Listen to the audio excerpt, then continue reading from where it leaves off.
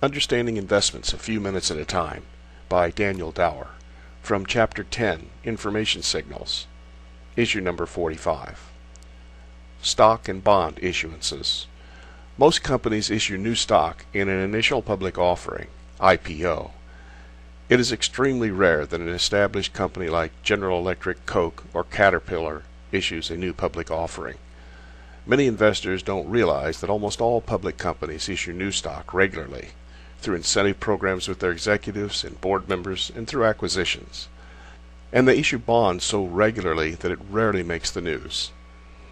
In February 2014, Facebook announced the acquisition of WhatsApp for $4 billion in cash and approximately $12 billion of Facebook shares, with an additional $3 billion of Facebook shares to be issued in 4 years after closing.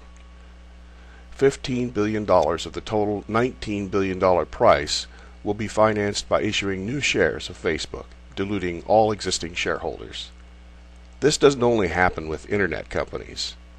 In 2005, Procter & Gamble purchased Gillette in a $57 billion deal that increased the number of Procter & Gamble shares outstanding 28%, from 2.47 billion in 2005 to 3.18 billion in 2006. It's important for investors to understand how certain companies may use their stock in lieu of cash to make acquisitions.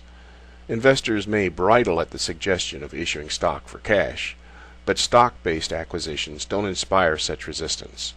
Sometimes they are accretive to the per-share earnings. They cause per-share earnings to immediately increase. But more often the value purchased is based upon synergies or growth projections only to be realized in future years. Other companies like Apple regularly increase shares outstanding purely to benefit their management, from 512 million in 1997 to 939 million in 2012, 4% annually.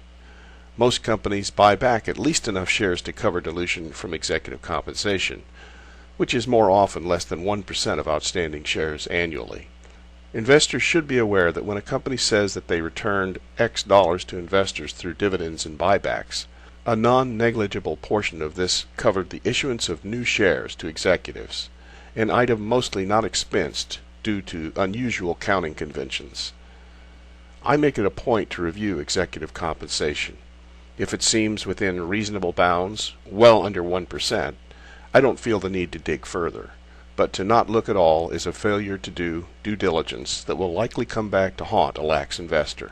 Often, companies issue bonds to pay off previously issued bonds. At other times, opportunistic companies may issue debt and use the capital to buy back stock. Every circumstance is different. The important thing is to do your homework and review any major changes to the number of shares outstanding or total debt of any company before making an investment.